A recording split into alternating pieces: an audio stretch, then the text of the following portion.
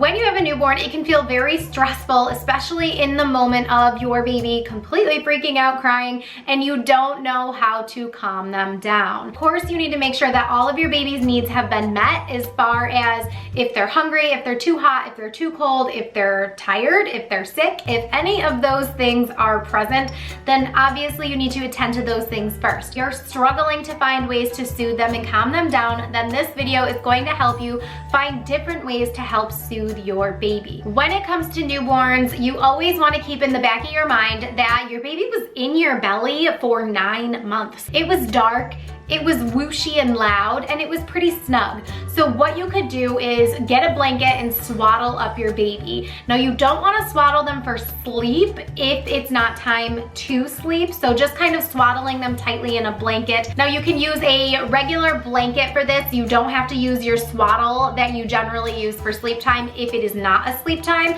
just because you want to keep the association different in your baby's brain. You can grab any kind of blanket and just kind of roll them up a little bit tightly like a little burrito and just kind of give them that warm, snug feeling and hold them close to your body. Just that swaddling feeling can definitely help a little bit. If you are familiar with Dr. Harvey Karp, he coined the term the 5 S's. Those 5 S's include swaddling, shushing, so just using your voice saying shh, shh, shh, past your baby's ear. Don't go directly into their ear because you could hurt their little eardrums. Sucking is a calming reflex.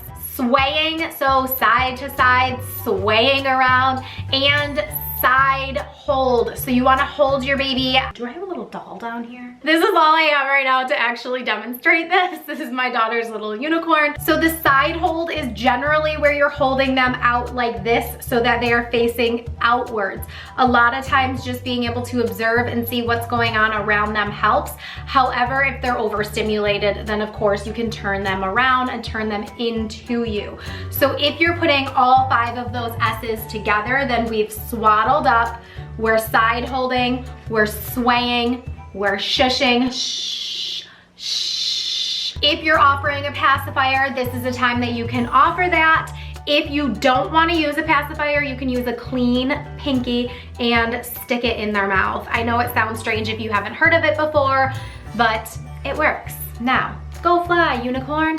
Woo! And the next thing that you can do to help calm your baby down is to just go to a different room. Now, if you are around family often, or if you are just in a loud, bright space, I want you to go to a quiet, dim room where you can just sit with your baby quietly in a rocking chair or wherever it may be, but to just have that quiet, calm environment can definitely help your baby if they're feeling overstimulated. Something I feel like we all do, but sometimes we don't think about in the stressful moment of wanting to calm our baby down, is to pick a song that may be soothing to your baby. You want to use maybe some basic lullabies. Let's go with Twinkle Twinkle.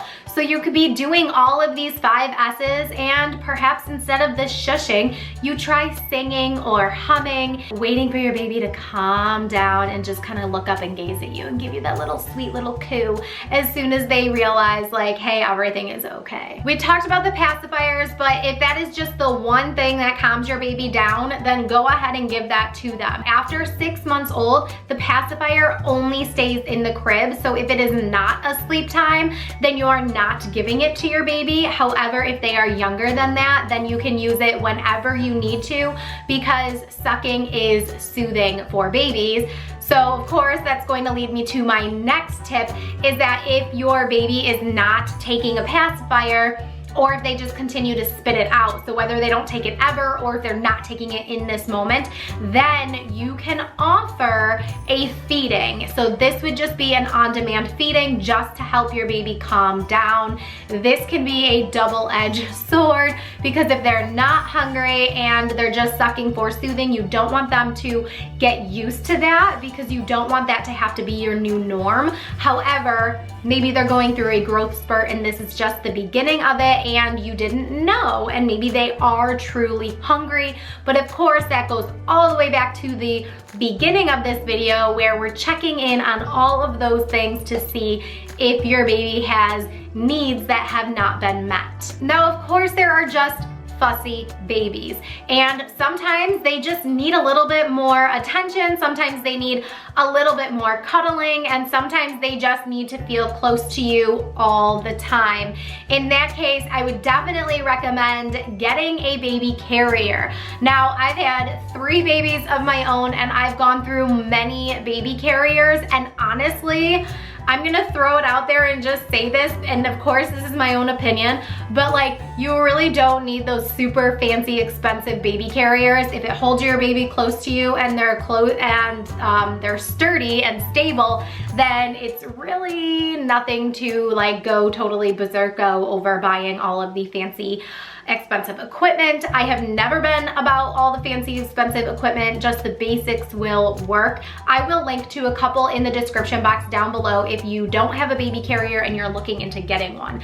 Now, of course, every baby is different. Every baby is going to have different things that comfort them, but once you figure out what helps your baby calm down when they are really fussy, it's going to make a world of difference. I talk to so many parents on a daily basis tell me, this will soothe my kid, that will soothe my kid. They won't stop crying if I don't pick them up and bounce them, or if I don't sit on the exercise ball, or if I don't walk around the room and rock them, or if I don't go for a car ride. Now, we obviously want to lean towards letting your child soothe a little bit more independently, but as they're younger babies, and I mean younger than 6 months old, we need to comfort them and soothe them in whatever ways will stop their crying, because we really don't want young babies crying. We want to find the ways that help our babies calm down and soothe down, and guess what? I have a whole course on the 4th trimester in the description box down below, and I go into great detail how to comfort and soothe your baby in more ways that are listed in this video. The sooner you grab the course and go through all the material, the better, and there are so many different aspects of the 4th trimester that contribute to a calm, not cranky, not fussy, not clingy baby, so that you can enjoy every moment of motherhood. So make sure you grab the newborn course. I will also list it in the comments. Don't forget that some babies just cry. Some babies cry more than others, and comparing your baby to another baby, even if it is your baby to another one of your babies and you're comparing siblings, try not to do it. I know it's easier said than done, but comparison is the thief of joy. I think that's the saying. Is that the saying? If it's not the saying, I just changed it to be that saying. But comparing your baby to other babies is not going to do anybody any favors, so let's just avoid doing that altogether. Remember that every single baby is different, and you are the best mom for your baby or dad or grandparent, whoever is watching this video. Make sure you give it a thumbs up and like this video so that I know you enjoy this content. Don't stress, because your baby grows up way faster than you believe it, and all of a sudden they're going to be in elementary school and things are crazy. So I hope you enjoyed this video, and keep blooming. Mwah.